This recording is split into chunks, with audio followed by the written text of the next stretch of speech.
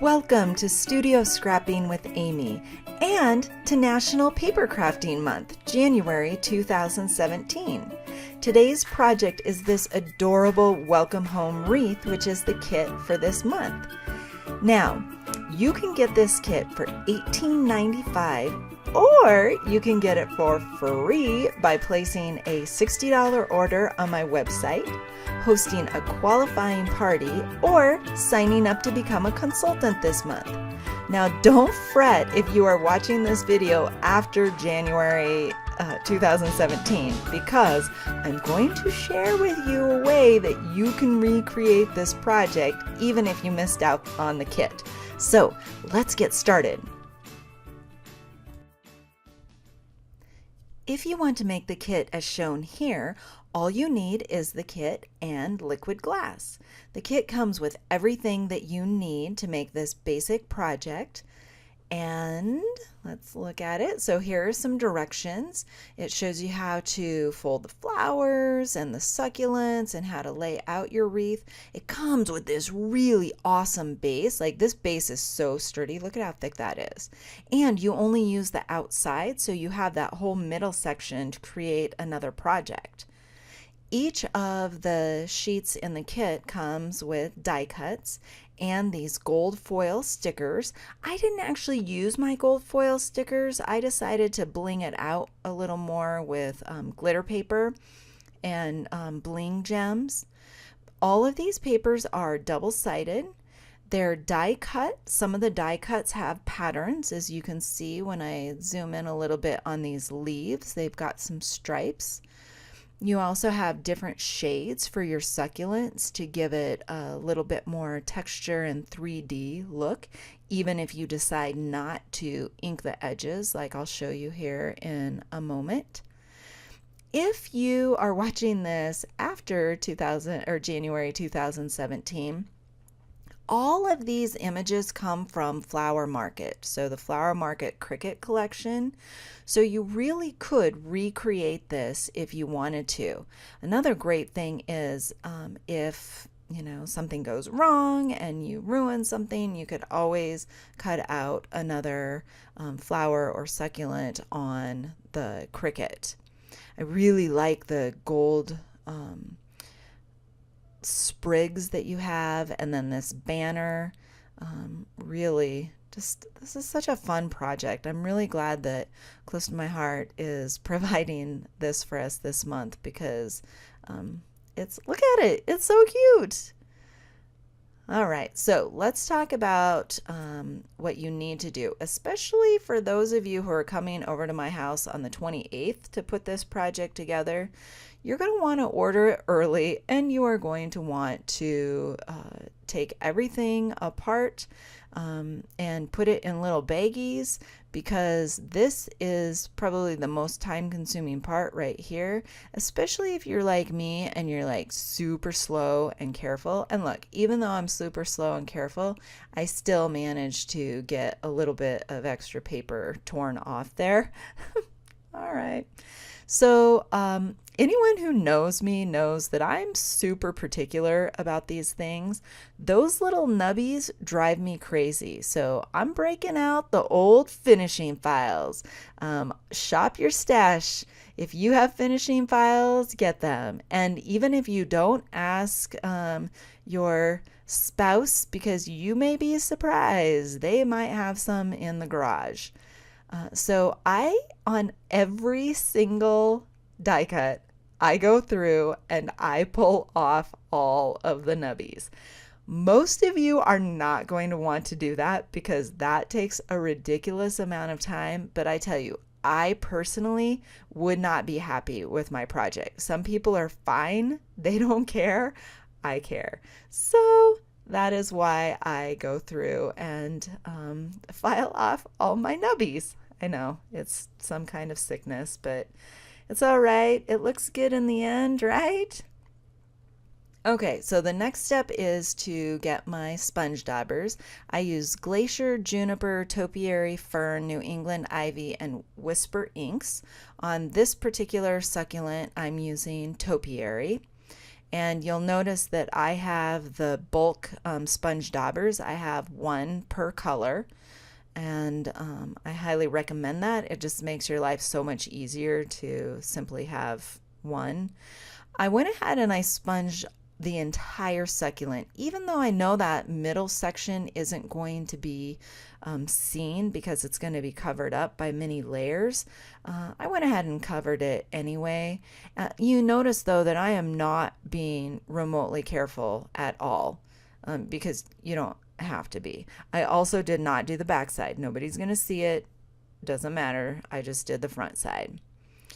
Okay, so once everything was cut out, I put them in their own baggies simply because, again, like I said, if you're going to come over or you're going to take this to a friend's house and work on it, you definitely want to make sure that everything is put in its own separate bags so that you don't get mixed up when you start putting it together. The other thing is I cut them all out. I did this in stages. I cut them out one night. I then inked or did all of my nubby removal watching TV one night. I did all my inking watching TV one night. So it's, I think, a good idea to kind of work in stages unless you have a bulk amount of time. But it's probably going to take you, if you do the kit just like it's written, or the directions, it's only going to take you maybe a couple hours, but if you bling it up the way I did, it's definitely going to take you a lot longer than that. Okay, so again, the nubby removal, I should have sped this up, but let's talk about these rolled flowers. Now, I am not a rolled flower expert. I highly recommend maybe watching another video. I'm pretty sure Close to My Heart put out an awesome rolled flower video. One of the things that I did, I don't need to remove the nubbies on the inside because that's going to be glued down anyway. But I did take my bone folder and just started curling the edges, and I liked how it looked before I started actually rolling the flower. Once I started rolling the flower, I don't know how much that actually helped. But one of the other things that I did was after I sort of rolled those down to get the leaves or the petals so that they would fall down, I started rolling to the inside of the flower the way that I'm actually going to roll it with my quilling tool. And that just helps kind of break down the fibers of the paper to make this part of rolling with the quilling tool much easier. So I would recommend that. You can roll it as tight as you want or as loose as you want. If you decide you want to roll it kind of loose, you don't even really need the quilling tool once it gets started. You can just take it out and start rolling it with your hands. And then once it all gets rolled up, you add glue to the base and then you glue it together and you get some roses that look like that on the right. So here's my first succulent. You can see that I rolled all the edges on the succulent, and then I actually just took where it's pointy, I took my fingernail and just simply creased it to kind of give it that pointy look that succulents have. I know that some of the other consultants that I've seen have inked their edges with red because that's how succulents are in nature. I preferred simply to ink them with some kind of coordinating colors just to give it a little bit of dimension. I also rolled the blue ones down a little bit, so the bottom leaves are rolled down, the top ones are rolled up. And I just sort of liked that it gave it a little bit of a different look for those blue succulents. My flowers, like I said, I'm not the flower rolling expert. Like they're okay, but I definitely have seen better, and you can see I tore it. Yeah, I need more practice with my flower rolling. It's not really my thing, but I'll keep working on it, right? That's why the beauty of this kind of project. It makes me step outside my comfort zone. So again, I talked about the pattern on those leaves a little bit earlier.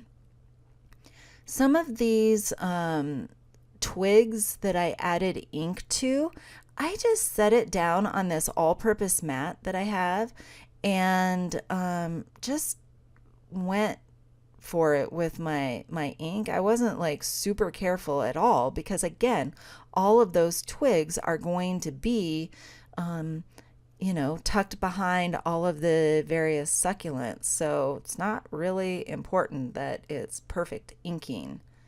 Okay, but here's a fun thing that I did. So again, if you've got the Flower Market collection, I thought these were a little too plain, so I went ahead and inked up the background stamp that comes with that Flower Market Cricut collection, just to give it a little bit more pattern and texture. So that was kind of fun. You notice those are little. I got tired. I did not erase my nubbies. I figured they would just be stuck behind anyway, so I wasn't going to worry about it too bad. Okay, shop your stash. If you've got these retired bling gems in gold assortment, look at how awesome that looks. Like the kit is cute with the gold. I've seen some consultants use just the gold dots. That's cute. You could put liquid glass over it to make it look like epoxy, but I think it just really, really looks good with those bling gems. And then I also used our new gold glitter pen to edge all of my white pieces. So the white flowers and the banner are all edged in the gold, and it looks so pretty in person, so beautiful. I've seen other people actually edge or like color some of their leaves with the gold glitter pen too, and that looks really nice as well. So again, I said I wasn't going to use those gold stickers, so instead I used a Cricut to cut out welcome in glitter, so the gold glitter paper, and then I popped it up with foam tape, and I just really like the way that looks. It's larger than the stickers that come in the kit, and it just gives it some added bling with the glitter paper, and that glitter paper is so awesome. If you haven't cut our glitter paper on the Cricut, you need to get some because it's really, really good. It cuts so nicely.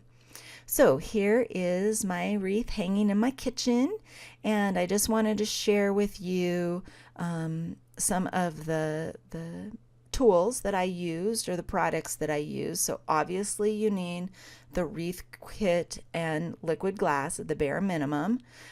I use my all-purpose mat. It's great for gluing things. It won't stick to it. I showed you the quilling tool. I didn't show you the Bonding Memories glue pen, which I use to adhere all of those little twigs. I also used Aleene's tacky glue, which you can get at any craft store.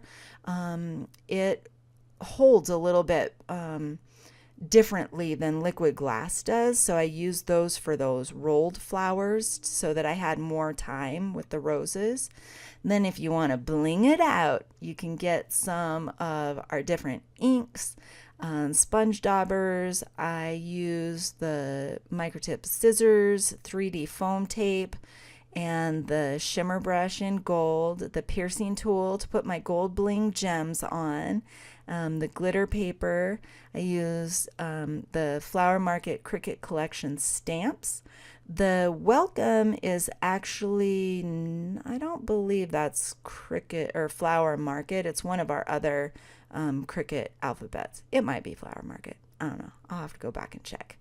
But I hope you like this wreath, and I hope that you'll get one and celebrate National Paper Crafting Month. And especially if you live in my area, come over to my house on the 28th. We'll put it together.